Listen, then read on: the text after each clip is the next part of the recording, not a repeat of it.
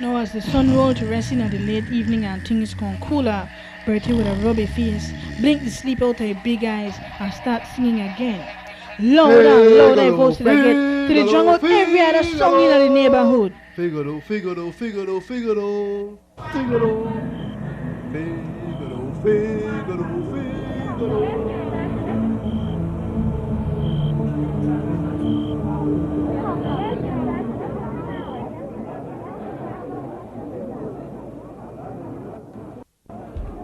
The man is a menace. His singing wakes me up in the morning before the sun has properly cleared the grey mist from in front of the tree where I live.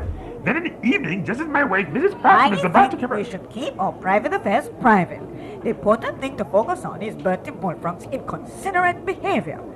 That is the subject of discussion, not the family affairs of Mr. and Mrs. Peter Buzzard. I was merely explaining why Berti Bullfrog's singing, if it can properly be called singing, is such a most nuisance.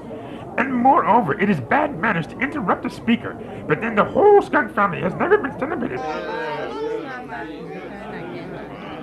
No, Bertie Bullfrog made mad for his singing, but the neighbors definitely never like it. Now unknown to Bertie, they may call a meeting. They may schedule on for 1 o'clock in the afternoon and they begin promptly 1 hour later in keeping with Belizes tradition, no? Bertie may fast asleep snoring contentedly in the cool shade of a hiwaha tree. He never know how for his musical talent may be discussed. Because if he may only know, he would not be too pleased. Because for his neighbors know me say very complimentary things, but for his rich baritone voice. Ladies and gentlemen, please. Let us stick to the issues and discuss the matter before us rationally. Well, the whole meeting quiet when they hear the use of the word rationally. Especially since nobody never know what he mean. Since Maurice may get chosen as the national animal of Belize, he may take on a more serious tone, as if he may feel how a great responsibility rests on his lightest word. Rationally, my friends, above all, rationally. Now, as I see it, there are 2 things wrong with Bertie's singing. First, he sings and sings and sings. If he would sing for only 15 or 20 minutes, say, it wouldn't be too bad. But the fellow just goes on hour after hour. Exactly. Agreed Ronald Rooster. Now take me. Early in the day, I greet the morning with 1 or 2 good bugle calls. After that, I hardly touch my instrument for the rest of the day. Ronald Rooster paused to turn ever so slightly to allow the sunshine to reflect more brilliantly off of his red and yellow satin shirt. He made up on the V inside. Of course. I am always glad to oblige if anyone at any time wants to hear a bit of martial music. For example, at this very moment, I have in mind... Thanks, Ron. We do appreciate your music, but the meeting must continue.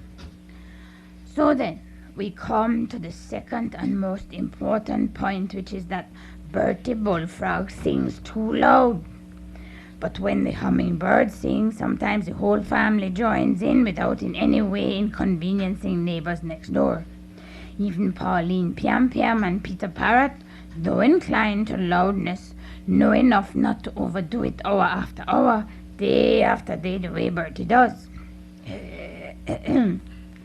Now, does everyone present agree with and assent to my summing up of the problem? Oh, yes, absolutely. The animals all nod in a vigorous agreement, all except for Oscar Owl. You see, he may never too used to daylight activities, so he may fall right back and sleep. Ronald Rooster just joke and sharply on the right way. Let's go, dear me. Is it already twilight? Then it's time for me to go hunting again. Yes, right. So now, ladies and gentlemen, we must tackle the most important question, which is what to do about Berti Bullfrog's very inconsiderate behavior. Peter Parrot, who was kind of rash and rather hot-tempered, squawked. I say, wrap the idiot up in one of his waha leaves and toss him in a deep, deep well. Rooster shake his head. He would sing there as loud as ever. You know frogs don't mind water. And besides, he might be unable to climb out of the well. We don't want Bertie to drown. All we want is for him to behave considerately. That's true. Does anyone have a better suggestion? His tongue. tongue ought to be cut out. His Wilfred Wowler at the bar. And I would undertake the job happily. No, that will never do. We want no cruelty. What we need is a solution that involves tact and persuasion, not force and violence. That sounds fine. The only trouble is that Berti Bullhead. He's so stubborn that all the liars in Belize can never persuade him to change his mind once he's set on something. No, all the animals not glumly. They may well know that everything where Wilfred may say that me the absolute truth. As a matter of fact, I mean an old joke amongst the creatures of the bush that Bertie name should have me be Bullhead and no Bullfrog. Let me see. What we really need is a diplomatic approach. Quack! With a dipsomaniac cockroach? No, Gertrude Goose that me a lady who may rather hard at hearing and slow at understanding. What? You see? I never get too good at education, and so, as a result, big words puzzle me. A diplomatic approach, not a dipsomaniac approach. A diplomatic approach means we must get Berti Bullfrog to agree to do what we want without realizing it.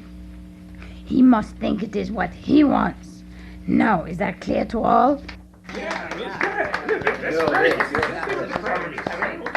Gertrude nodded her head uncertainly, but he kept quiet after that.